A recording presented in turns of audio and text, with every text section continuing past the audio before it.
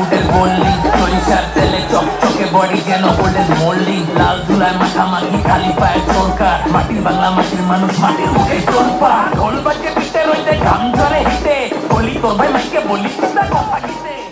চট্টগ্রামের ঐতিহ্যবাহী আব্দুল জব্বারের বলি খেলার ১১৭তম আসরে আবারও চ্যাম্পিয়ন হয়েছেন কুমিল্লার বাঘা শরীফ। টানা দ্বিতীয়বারের মতো শিরোপা জিতে নিজের আধিপত্য ধরে রাখলেন এই শক্তিমান বলি। এবার রানার আপ হয়েছেন রাশেদ বলি।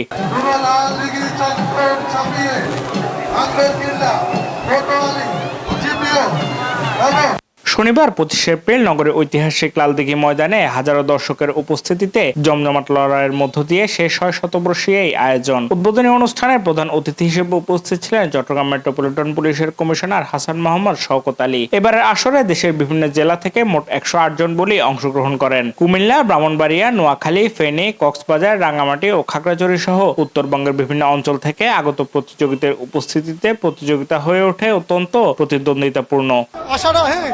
যেন আমার জীবনটা বাজি লেখা হোক, এই কিস্তে যে কোনো উপায় আমি চ্যাম্পিয়ন হবো। তো আল্লাহ আমার আশা পূর্ণ করছে। আমি আল্লাহর কাছে লাখ লাখ শুকরিয়া আদায় করি। তো সকালে আমার জন্য দোয়া করবেন। আমি মাটির খেলা এই কুমিল্লা যে কুস্তি খেলা হয়, এই কুস্তি খেলা আমি ১২ বছর যাবো চ্যাম্পিয়ন একটা না।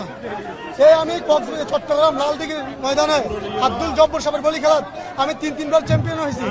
আমি তিনবার অংশগ্রহণ করে আমি হ্যাটট্রিক জয় করেছি।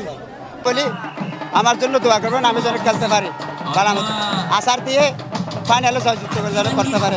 খেলা শুরু থেকে প্রতিটি রাউন্ডে ছিল তীব্র প্রতিদ্বন্দ্বিতা। প্রথম রাউন্ড থেকে জয়ীদের পুরস্কৃত করা হয়। প্রাথমিক পর্যায়ে বিজয়ী ৫০ জন বলিকে সনদসহ পুরস্কার দেওয়া হয়। পরবর্তীতে সেরা পারফরমারদের মধ্য থেকে বাছাই করে শীর্ষ ৪ জনকে সেমিফাইনাল ও ফাইনালের জন্য নির্ধারণ করা হয়।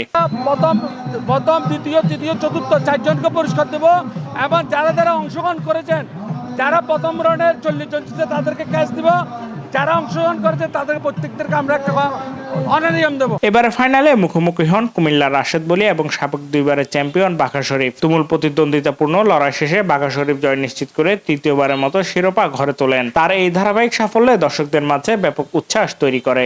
জব্বরের বলি খেলা দেখার জন্য প্রতি বছর আছি। আমার তো মোটামুটি ৪০-৪১ বছর দেখতেছি। আমাদের পাশে বলি খেলা, আমার বাড়ি মতিয়ারপুর। তো জব্বর বলি খেলা জব্বর হয়েছে।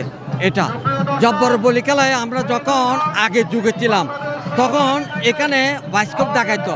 বাস্কপে ২, ৪, ৫ টাকা দিয়ে আমরা দেখতাম।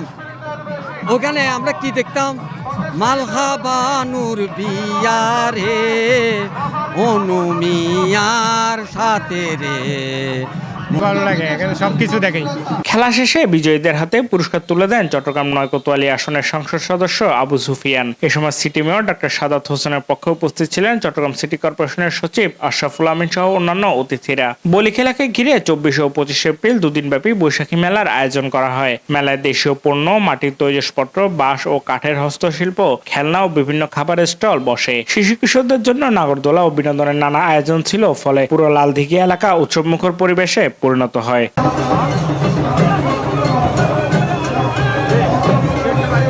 Shafayet Morshed, news day 24।